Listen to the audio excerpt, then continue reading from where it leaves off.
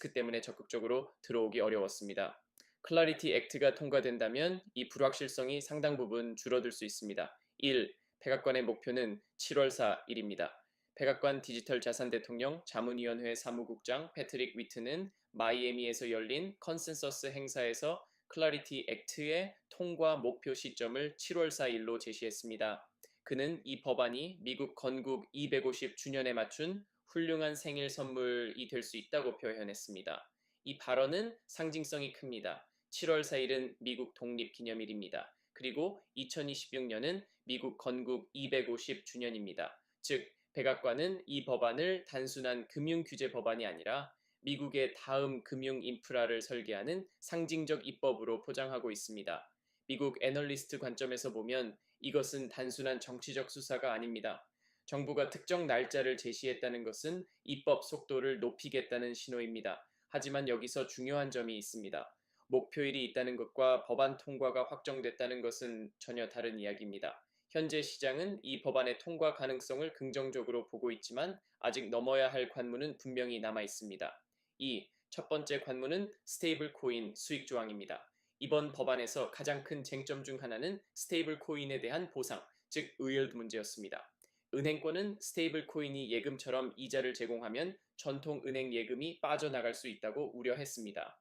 반대로 코인베이스 같은 가상자산 기업들은 고객 보상 프로그램이 금지되면 혁신과 경쟁이 제한된다고 주장했습니다.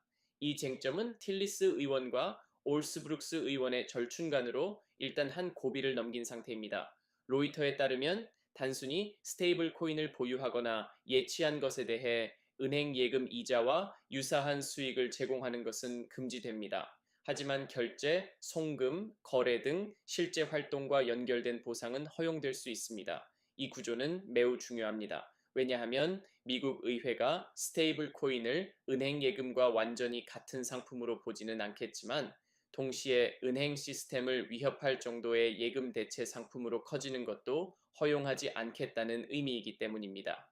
즉, 이번 절충간의 본질은 이것입니다.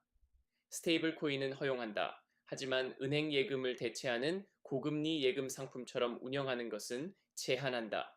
이것이 미국 규제 당국의 현재 균형점입니다. 3. 이 조항은 코인베이스와 서클에 직접적인 영향을 줍니다.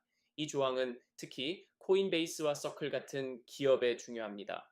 배런스는 이번 절충간이 코인베이스의 스테이블 코인 보상 모델에 중요한 의미를 가진다고 분석했습니다.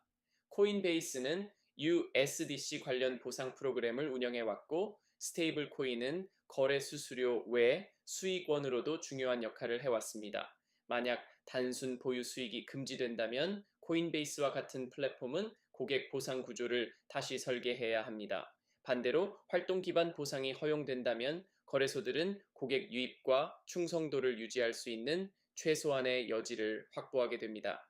따라서 이번 절충간은 가상자산 업계에는 완전한 승리도 아니고 은행권의 완전한 승리도 아닙니다.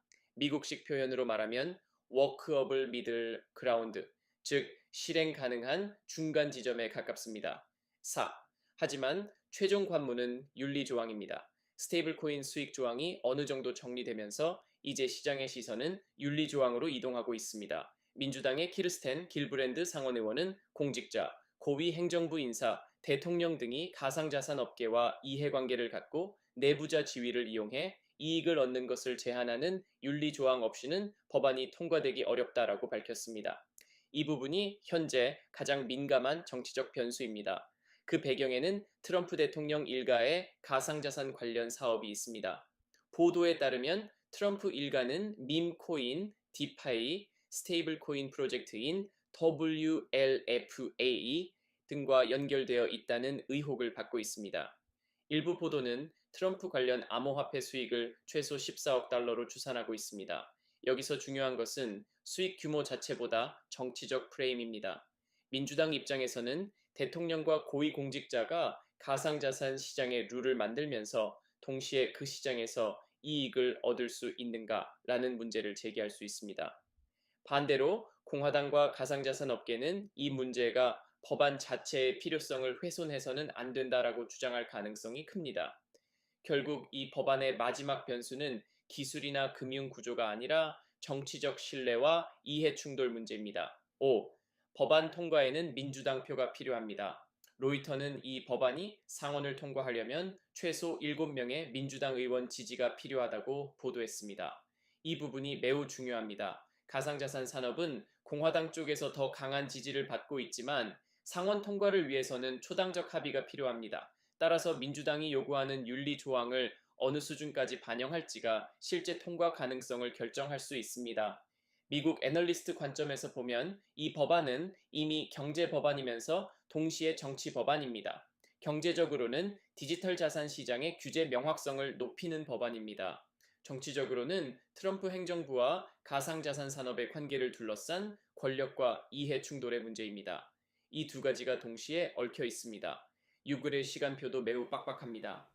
리플 CEO 브래드 가링하우스는 앞으로 2주 안에 이 법안이 제대로 다뤄지지 않으면 통과 가능성이 급격히 낮아질 수 있다고 경고했습니다. 그 이유는 2026년 중간선거입니다. 미국 의회는 선거가 가까워질수록 민감한 법안을 처리하기 어려워집니다.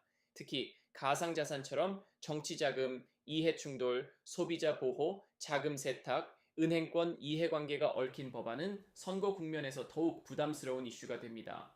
따라서 시장이 보는 핵심 일정은 이렇습니다. 첫째, 상원은행위원회에서 조문심사가 진행되는가? 둘째, 스테이블코인 보상 절충관이 유지되는가? 셋째, 윤리조항이 민주당이 수용할 수 있는 수준으로 들어가는가?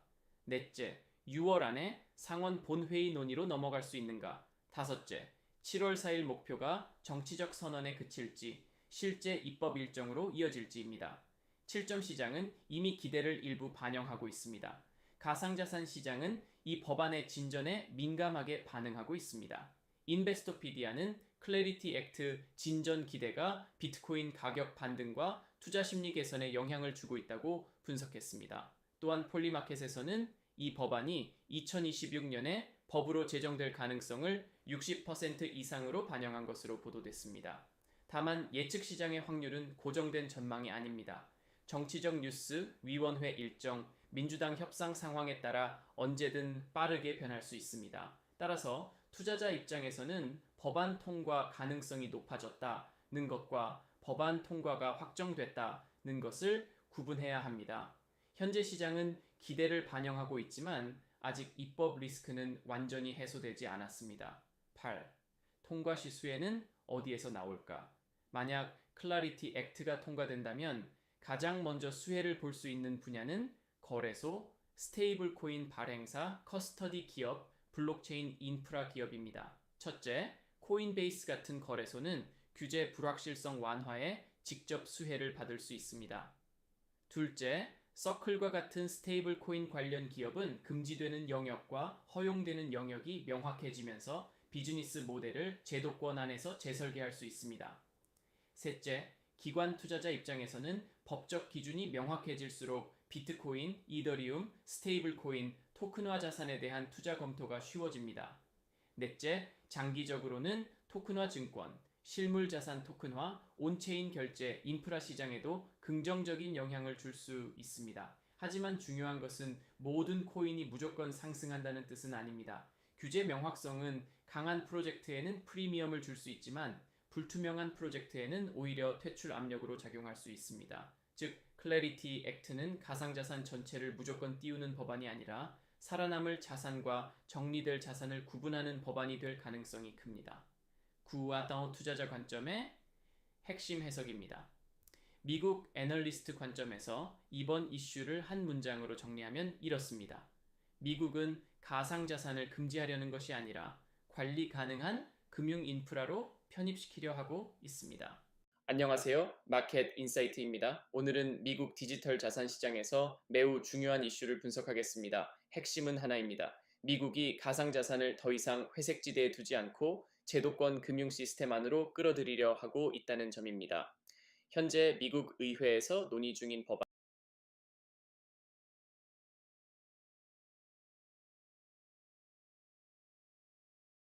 And this is Bloomberg.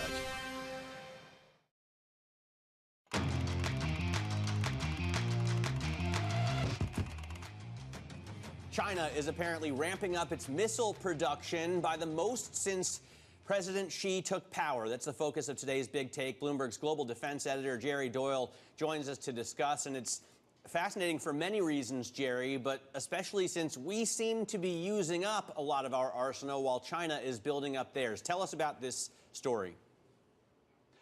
Well, we went back to 2013 and looked at all the companies that reported, at least on average, a once-a-year connection to the parts of China's apparatus that make missiles. And then looking at that broad spectrum of companies, it was something like 80, 81, we were able to drill down and see what they were providing, who they were providing it to, and it shows this massive spike in revenue last year that implies that China is making a lot more missiles. I mean, even Michael Ball from our MLive team points out to me just like the huge economic growth that China has undergone partially because of this. I mean, Jerry, does this all just lead us to, is China getting ready for something, maybe with an eye towards Taiwan? I mean, it's impossible to say. It's hard to climb inside the head of Xi Jinping, but certainly this sort of an arsenal is geared towards keeping other adversaries like the United States at arm's length. It's designed to hit the bases in Japan. It's designed to hit the bases elsewhere around the region. It's designed to hit Guam, and if needed, even to strike the continental United States. That gives China a little bit of an asymmetric way of fighting back if there were to be a conflict over something like Taiwan. Jerry, listening to BBC this morning, they cited Bloomberg research in that Xi Jinping has found that some of their missiles weren't even real in the past. That's part of why he's taken the military apart. Does that have anything to do with this? Not necessarily. I mean, I think, again, China's aim here is to have an overwhelming conventional ballistic missile force that it can use to do many things, to attack Taiwan, to keep the West away. But it also is part of this military buildup in general, where Xi Jinping wants to modernize the military, and this is part of it. Jerry, thanks so much. Jerry Doyle, Bloomberg Global Defense Editor. Highly recommend you check out the Big Take on the Terminal.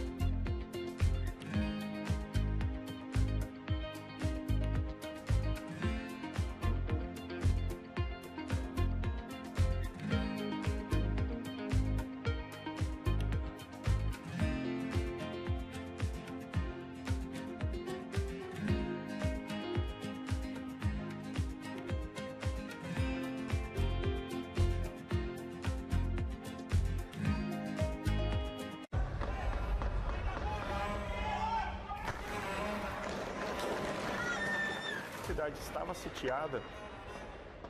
Nisso eu começo, eu tremia, não sabia o que fazer. Foi a mais terrível que eu passei na minha vida. Eu temo, né, que o Brasil se torne, num futuro próximo, um narco-estado. Porque no final, tudo é dinheiro. People back home there, they are suffering, and someone is driving a Range Rover with their money. Where is my money? I think she's a scam up to now. It's some of the world's most desperate people who are getting ripped off.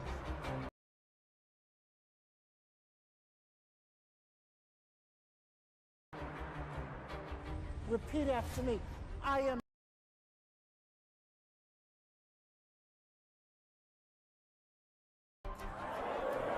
I didn't know how big it was. I didn't really understand what I was getting myself into. If you tell me you have a vision of being a billion-dollar business, then you're going to have to do what it takes. And if you're not going to do that, everybody's going to suffer.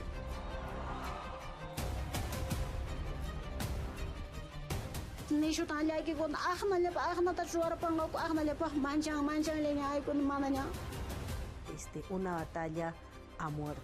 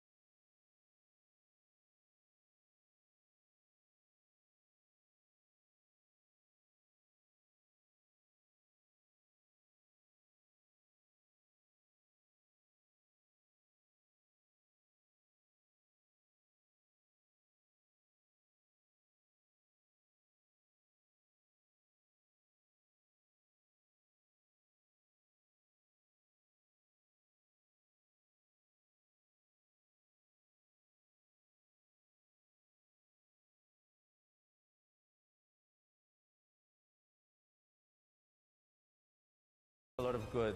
It can really transform people's lives, but it can also hurt them.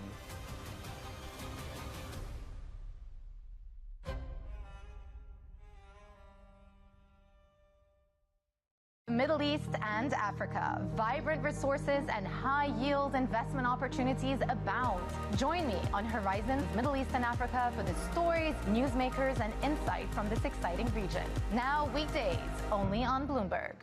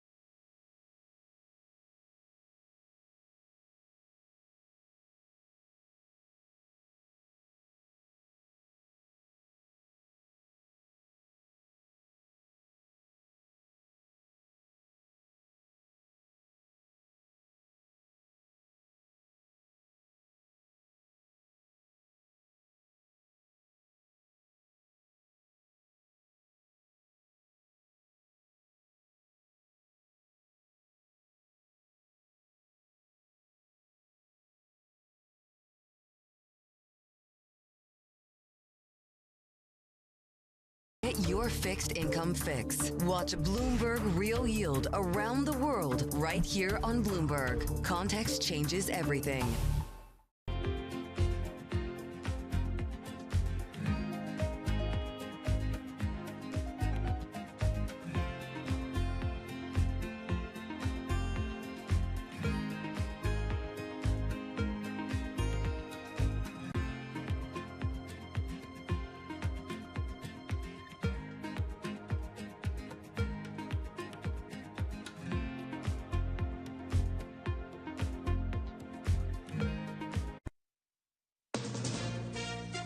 From ABC News, I'm Chuck Severson. Inflation at the wholesale level soared last month by 6% year over year.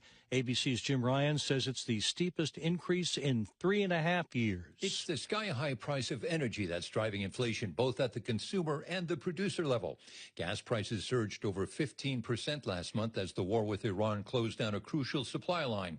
Take out food and energy costs, and the producer price index was up only 1% from April of 2025. President Trump's arrived in Beijing for a summit with China's leader. On the agenda are trade, Taiwan, and Iran.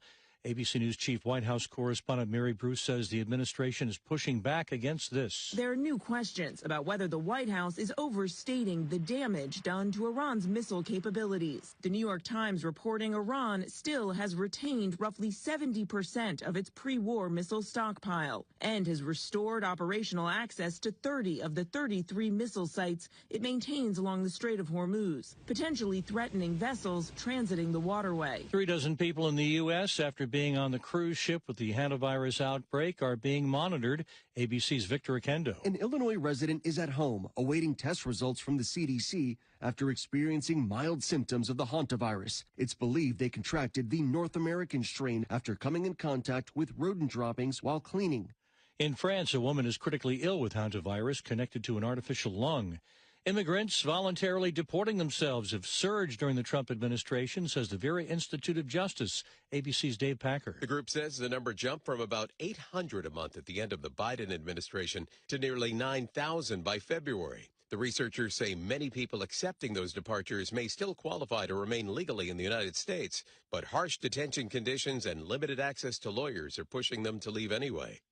You're listening to ABC News.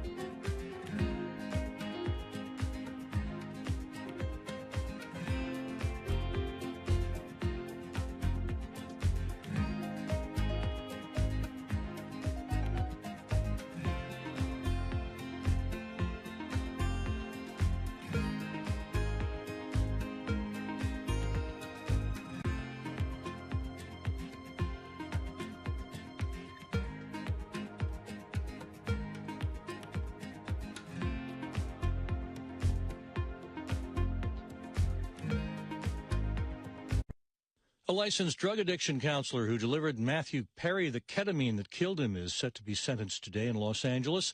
Prosecutors are asking for 2.5 years in prison for Eric Fleming. He's one of 5 people who pleaded guilty in connection with the Friends TV star's death in 2023 in the jacuzzi of his Los Angeles home. U.S. hotels say the promised economic boon from the World Cup hasn't materialized yet for them. American Hotel and Lodging Association says room bookings are light in 11 cities surveyed. A California mom is out on bail charged for what her son allegedly did, killing an 81-year-old man while riding an e-motorcycle in Lake Forest. Outside the courthouse, ABC's Bianca Bueno. Orange County District Attorney Todd Spitzer says the teen was doing wheelies on the e-motorcycle when he hit Ashman and fled the scene. Whether you like it or not, we're responsible for the conduct of our children. Right away, Major was charged, but her charges were upgraded when Ashman later died. Spitzer said the case is especially egregious because last year, Major was warned by the Orange County Sheriff's Department. The NFL now planning 9 international games in the upcoming season, the most ever, with games in London, Paris, Brazil, Australia, and more. It's Wednesday, May 13th. On this date in 1846, the U.S. Congress formally declared war against Mexico following battles along the disputed U.S.-Mexico border. The war would last nearly 2 years. Chuck Severson, ABC News. This is Bloomberg Intelligence with Scarlett Fu and Paul Sweeney. How do you think the Fed is looking at tariffs, the uncertainty of tariffs? Let's take a look at the sectors and how they performed. A lot of investors getting whipsawed every day by news events. Breaking market headlines and corporate news from across the globe. Could we see a market disruption, a market event? Are people just too exuberant out there? You see some so-called low-quality stocks driving this short-term rally. Bloomberg Intelligence with Scarlett Fu and Paul Sweeney on Bloomberg Radio, original Originals and the Bloomberg Business app. Good Wednesday morning. Scarlett Phil and Paul Sweeney. We are broadcasting live from the Julia Morgan Ballroom in San Francisco at Eisner Amthor's West Coast Real Estate Summit. We're going to speak with some of the senior real estate executives and investors and explore forces reshaping the commercial real estate industry and find out where the opportunities lie. And Scarlett, coming in from the airport today, yesterday, it was all, the billboards were all AI. This is an AI town. This is an AI town. Did you understand any of the billboards? Some of them I did not. It's kind of inside baseball, as you said. There's a lot of shorthand, a lot of acronyms. Right, but we're going to learn about the real estate aspect of that. It's been a big